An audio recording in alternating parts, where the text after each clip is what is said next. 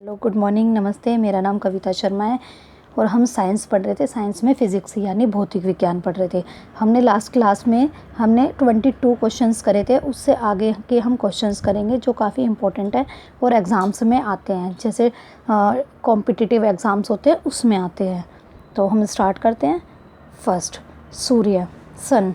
जो सन का रेज़ होती है या सूर्य का प्रकाश होता है वह विकिरण के माध्यम से पृथ्वी पर आता है। विकिरण के माध्यम से सूर्य की ऊर्जा का स्रोत नाभिकीय संलयन है। सूर्य में दो तरह की गैसें अधिक मात्रा में पाई जाती है, हीलियम और हाइड्रोजन। सबसे ज़्यादा उसमें हाइड्रोजन होती है और इनका संलयन का मतलब ये होता है कि चीज़ों को जोड़ के रखती हैं, चीज़ों को, ना कि ये विभक्त करती हैं।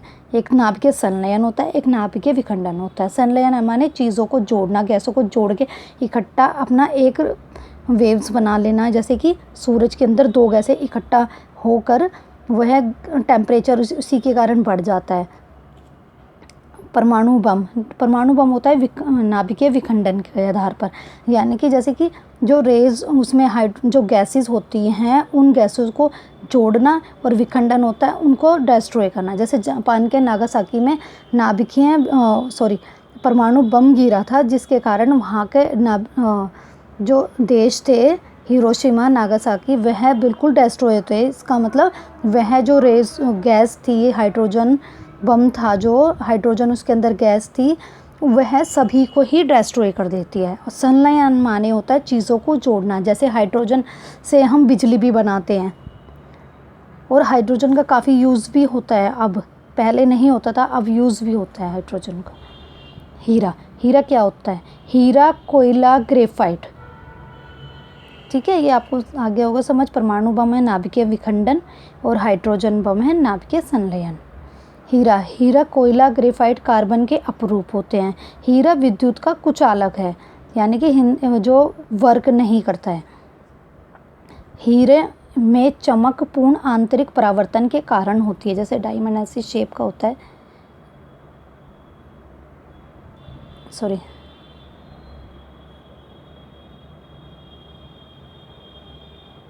तो ये आपस में एक पॉइंट से दूसरे पॉइंट, दूसरे से तीसरे, तीसरे में चौथे में ऐसे ही रिफ्लेक्ट होकर एक दूसरे में आंतरिक परावर्तन होता है, जिसके कारण ही हीरे में चमक आती है। 27, ग्रेफाइट का प्रयोग HB पेंसिल में किया जाता है। जैसे ये पेंसिल है, पेंसिल के अंदर ये ब्लैक जो लाइन होती है पेंसिल के अंदर, तो ये ग्रेफाइट होती है। ग्रेफाइट विद्युत का सुचालक होता है, यानी कि सुचालक माने वर्क करना, कुचालक माने वर्क नहीं करना। सुचालक, अगर जैसे हम पेंसिल को बिजली के प्लग में लगाएंगे तो उससे करंट आ जाएगा।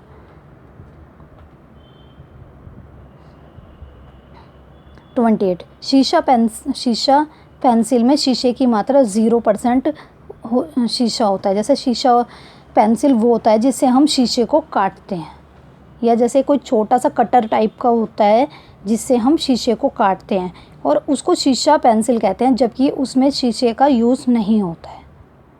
क्लोरोफॉर्म तथा सल्फोनल का प्रयोग बेहोश करने के लिए किया जाता है। क्लोरोफॉर्म और सल्फोनल का बेहोश करने के लिए प्रयोग किया जाता है। क्लोरोफॉर्म को खुली हवा में छोड़ने पर फोजिन नामक जहरीली गैस बनती है। जैसे अगर उसमें क्लोरोफॉर्म है, उसको बॉक्स में रखते हैं, डब्बे में या कांच की शीशी में रखते हैं, अगर उसको खुला छोड़ दे तो उससे एक तरह की जहरीली गैस निकलेगी, फोजिन, जिससे वो ऑक्सीजन के साथ वर्क करके और काफ़ी जहरीली बन जाती है। पेड़ की आयु को ज्ञात करने के लिए उसके बीच से काट कर उनके तनों पर जो वलय होते हैं उन वलयों को गिना जाता है। जैसे मान लो पेड़ है ये, अब इसको बीच में से कट करा तो ये आ गई। इसके अंदर जितने भी वलय या गोल गोल सर्कल होंगे उसी के आधार पर हम पेड़ की आयु को ज्ञात करते हैं। कार्बन डेटिंग, जीवाश्मों की आयु ज्ञात करने के लिए हम कार्बन डेटिंग का प्रयोग किया जाता है। जीवाश्म वो होते हैं जो लाखों करोड़ों साल पुरानी चीज़ें रखी होती हैं, जैसे डायनासोर थे या और भी जीव जंतु, अगर उनको दबा दे, मिट्टी में गाड़ देते हैं तो काफ़ी साल पुराने हो जाते हैं, उससे ही वह जीवाश्म बन जाते हैं, और इन्हीं से ही पेट्रोल, डीजल, इन चीज़ें बनती हैं इनसे। 23, पारा पानी से 13 गुना भारी होता है, सोना पानी से 19 गुना भारी होता है। ठीक है, जो पारा होता है, पारा वो होता है जिससे हम थर्मामीटर होता है ना, जिससे हम टेम्परेचर नापते हैं, उसके अंदर पारा भरा होता है और पारा सबसे ज़्यादा हैवी होता है।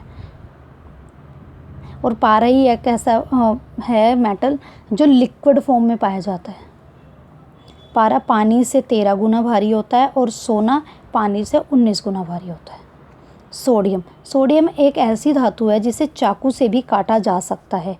नमी के संपर्क में आने पर सोडियम जल उठती है, इसलिए इसे मिट्टी के तेल में रखा जाता है। जो सोडियम होती है वह एक ऐसी धातु है जिसको हम चाकू से भी काट सकते हैं, और उसको अगर ऑक्सीजन के उसमें संपर्क में आएगी तो वह मतलब पिघल भी जाती है और उसकी शेप भी ख़राब हो जाती है और काफ़ी हार्मफुल होती है सभी के लिए, तो इसलिए उसको मिट्टी के तेल में रखा जाता है।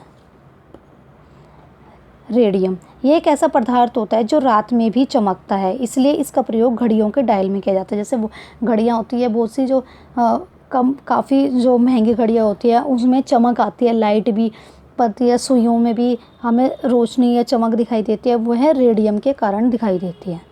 लाल फास्फोरस इसका प्रयोग माचिस की तिल्लियों में किया जाता है। जो माचिस की तिल्ली है उसमें आगे जो मशाल होती है ना रेड कलर की, वो लाल फास्फोरस होती है। बेरियम आतिशबाजी में हरा रंग बेरियम के कारण दिखाई देता है। जब हम पटाखे जलाते हैं तो उसमें जो ग्रीन लाइट नज़र आती है ना हमें पटाखे जलाने के बाद, वह बेरियम के कारण नज़र आती है हमें। दूसरा स्ट्रोशियम इसके कारण लाल कलर होता है। जो पटाखे होते हैं, पटाखे हम जलाते हैं उसमें लाल भी कलर आता है, हरा भी आता है। हरा तो बेरियम के कारण आता है, जो लाल कलर होता है स्ट्रोशियम के कारण आता है। पारे को किसी भी धातु में मिलाने पर अमलगम बनता है। जैसे कि मतलब कि जो पारा होता है वह किसी भी धातु में अगर मिला दे वह उसको पिघला देता है। जैसे कि पारा है, पारे को अगर हम गोल्ड की कोई चीज़ होगी या गोल्ड का जो वर्क होता है जो खाने की चीज़ों में यूज़ होता है या गोल्ड पेपर होता है, अगर उसमें उसके ऊपर डाला जाए तो वो पिघल जाएगा उसमें, मतलब वो मिक्स हो जाता है चीज़ें दोनों।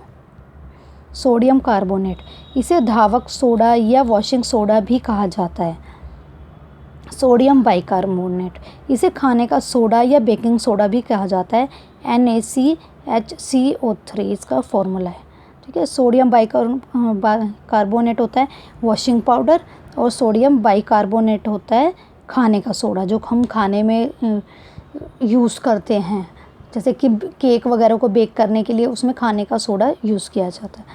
नमक को सोडियम क्लोराइड भी कहा जाता है, NaCl। आपको मेरी वीडियो अच्छी लगी हो तो उसको प्लीज़ लाइक करें, शेयर करें, सब्सक्राइब करें। Thank you.